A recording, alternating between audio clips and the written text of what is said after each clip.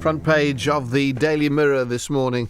Uncivil war could split Labour forever is their headline. Battle for the party's future. A smiling Jeremy Corbyn, determined is the caption they put under his picture, is on the front page of the Mirror after yesterday's meeting of the Labour Party's National Executive Committee. Is also pictured on the front page of The Guardian. I think possibly...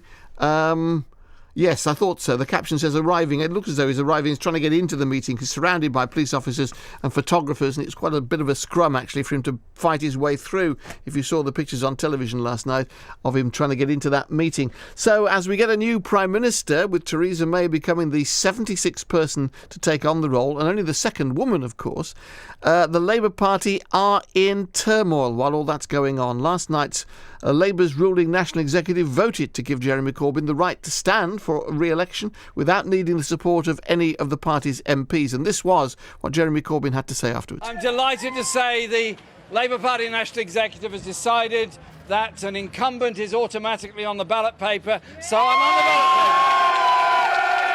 ballot paper. And we will be campaigning on all the things that matter. The inequality and poverty that exist in this country, the need to give real hope and opportunity to young people all across this country. That's what Labour exists for. That's what we exist for. That's Jeremy Corbyn speaking after yesterday's National Executive Committee meeting. Now, a second Labour MP is expected to announce his intention today to run for the leadership of the party. The former Shadow Work and Pension Secretary, Owen Smith, will join the former Shadow Business Secretary, Angela Eales, to challenge Jeremy Corbyn. So let's get some local response to all of this. Councillor Gareth Eales is a county and borough councillor, Northamptonshire County Councillor, Northampton Borough Councillor, represents the Labour Party in the county. Jeremy Corbyn automatically included on the ballot paper now then. Are you pleased with that?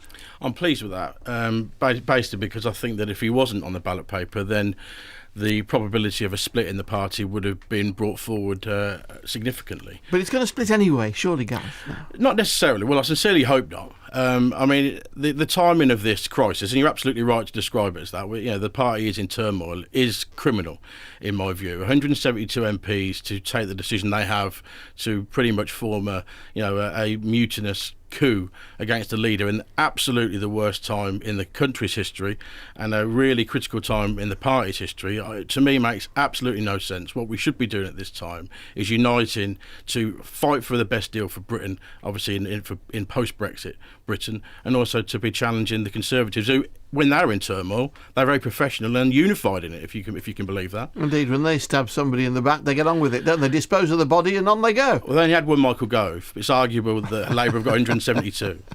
Well, you say that the split is not inevitable. How can that be the case when two-thirds of the democratically elected members of Parliament, who claim to have millions of voters behind them, have actually said that he can't win the next election? Stephen Kinnock, son of Lord Kinnock and Glenys, said on television last night he is incompetent. Now, if that's the way they feel, he's got no hope, has he? Well, look, first things first. I mean, there's absolutely no evidence to me that he's unelectable. The party's now got 500,000 members, the most in its history. He has passed and excelled in every electoral challenge he's had since he's been leader, which has only been 10 months, by the way. We've won by-elections with increased majorities. We've won 4 mayoral seats. The vote for the Remain within the Labour Party was 63% of Labour supporters voted to remain in the EU, compared to Scotland, which was 64% of SNP voters, where Nicola Sturgeon's regarded as a heroine, but Jeremy Corbyn's regarded as a failure down south. So it makes absolutely no sense to me. And from my point of view, I don't think he's ever really truly been given an opportunity. I think from the get-go, there's factions within the party that didn't like his kind of politics, and they've undermined him from the start. OK, let's examine what happens now, assuming that all that is the case. We now have the election starts on Thursday, with either Angela Eales and Owen Smith, maybe others joining in to take on Jeremy Corbyn. Supposing Mr Corbyn wins, because as you say, he appears to have huge support within membership within the country, and we'll come to that issue in a second as well. Supposing he wins, he still doesn't have the support of two-thirds of the MPs in Parliament. The party is inevitably split. Look, I looked at my Labour Party membership card this morning just to double check that I'm right about something. And the Labour Party is a democratic socialist party. At the moment, there seems to be a bit of a deficit in both of those.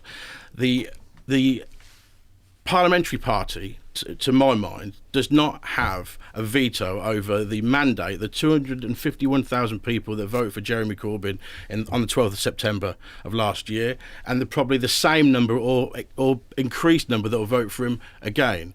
If, as I expect he will be, re-elected, those 172 need to knuckle down. But they're not going to, Gareth. Well, they're not going to. They've got to. They've got to. Otherwise, but you say they've got to. Surely what's going to happen now is we're going to see a realignment of the centre ground of British politics. A new party is going to emerge from this, and Jeremy Corbyn will be left with his protests and placards, but not a party of power.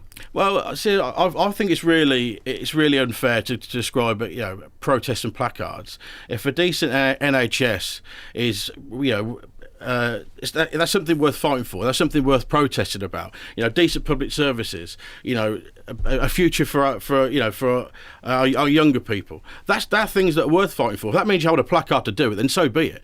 But I just wish that these people would put as much focus on fighting the Tories as they are themselves. Do you think they've got the same passion that you have? I would think not.